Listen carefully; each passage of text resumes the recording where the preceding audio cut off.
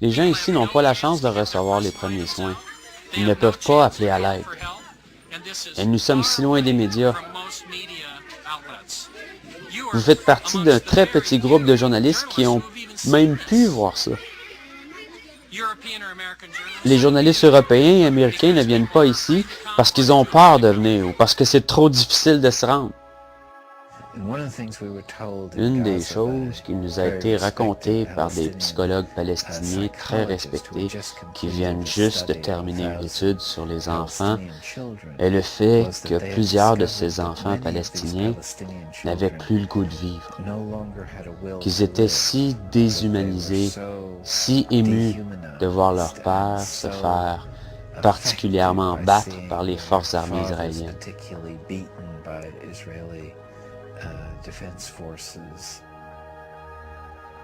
La condition psychologique est une des dimensions de l'agression qui n'est pas bien comprise. Les Palestiniens ont demandé la présence d'une force internationale observatrice qui mettrait un terme à la violence. Mais cette action fut bloquée par Israël. Finalement, un groupe de Palestiniens et d'activistes israéliens des droits de l'homme ont créé ensemble le Mouvement international de solidarité, qui a réuni un grand nombre de gens de partout dans le monde, de tout âge et milieu, pour assurer une présence internationale non violente pour répondre aux besoins. Rachel Corrie, une étudiante états-unienne âgée de 23 ans, a rejoint ces efforts dans le Gaza et gardait contact par courriel avec ses parents.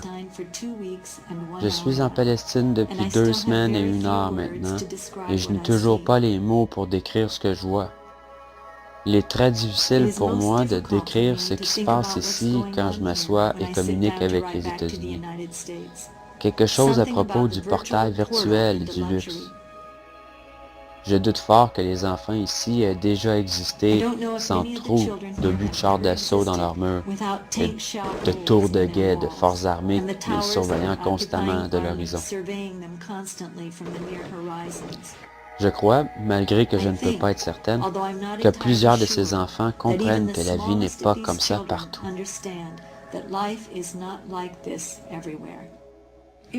Nous étions dimanche autour de midi quand j'ai reçu un appel et mon beau-fils, Kelly, était sur la ligne me demandant si Craig était disponible. Il y avait quelque chose dans sa façon de demander qui m'a fait réaliser que quelque chose n'allait pas. J'ai donc demandé « Pourquoi, Kelly ?» Il a hésité pour un instant, puis il m'a répondu qu'il avait reçu de très tristes nouvelles. Et là, je pouvais entendre mon autre fille, Sarah, dans l'arrière-plan. Elle a pris le téléphone et m'a dit « Maman, c'est à propos de Rachel. » Et là, je crois que les premiers mots qui sont sortis de ma bouche étaient « Est-elle morte? »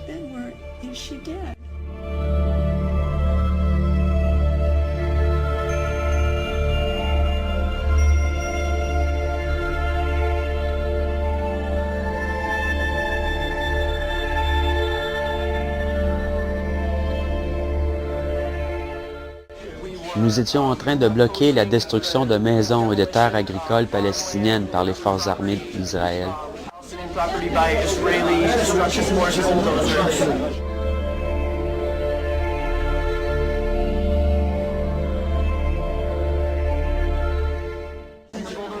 Le bulldozer continuait d'avancer. Elle a essayé de reculer, mais elle ne pouvait plus reculer et elle est passée en dessous du bulldozer. Malgré le fait que plusieurs activistes internationaux criaient à l'opérateur qu'il y avait quelqu'un en dessous, il n'a pas arrêté.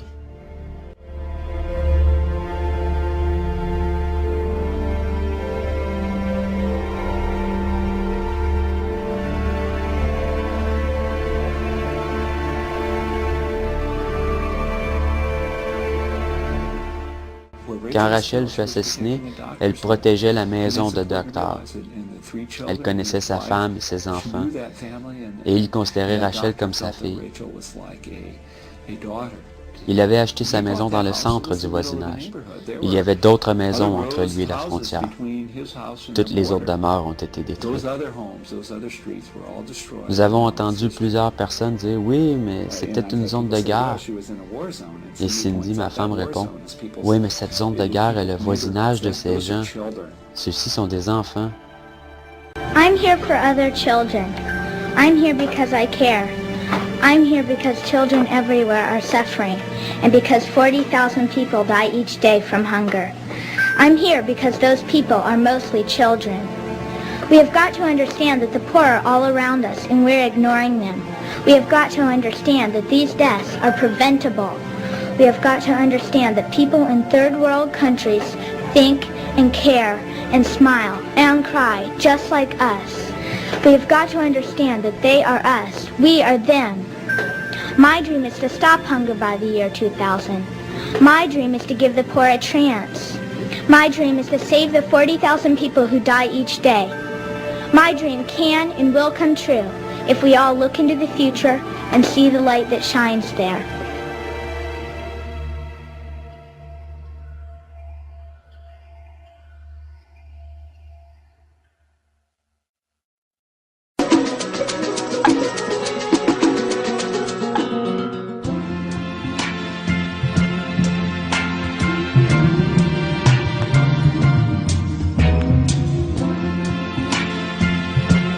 Bonjour Gideon Levy. Bonjour. Vous dites que 2009 a été l'année de la honte pour Israël. Pourquoi? Je pense qu'il y a un avant et un après Opération Plomb Durci.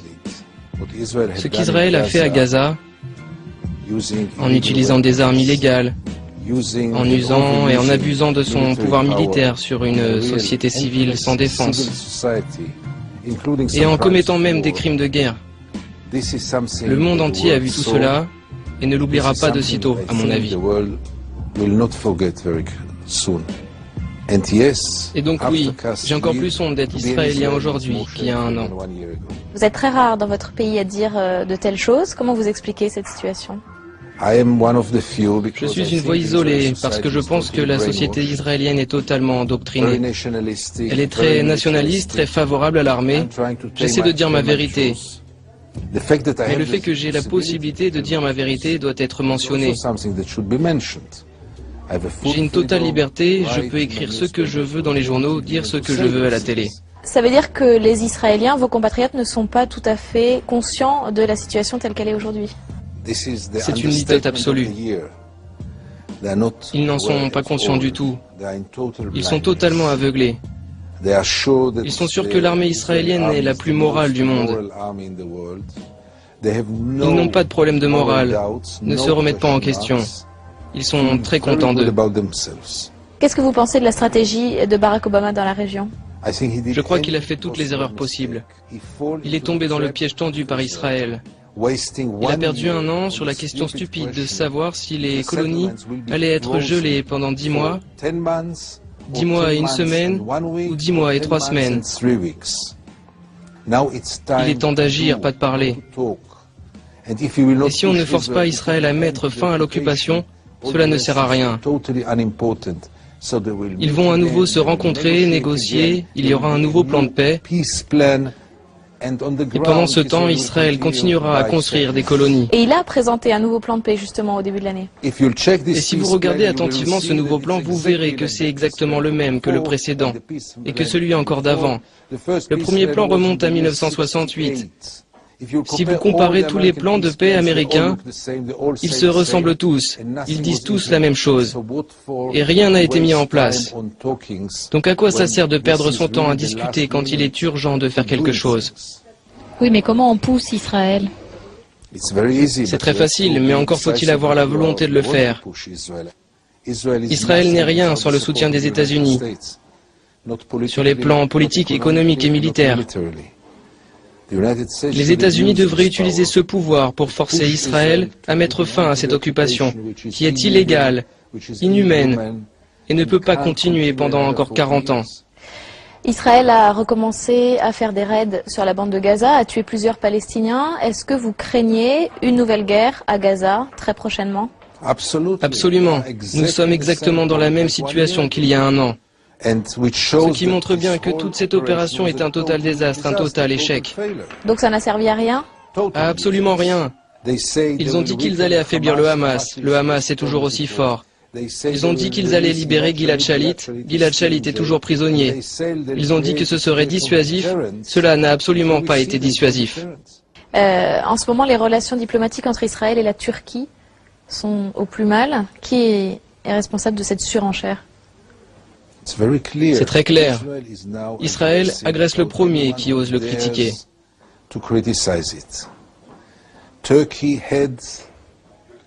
C'est tellement précieux d'avoir un allié comme la Turquie, un État musulman.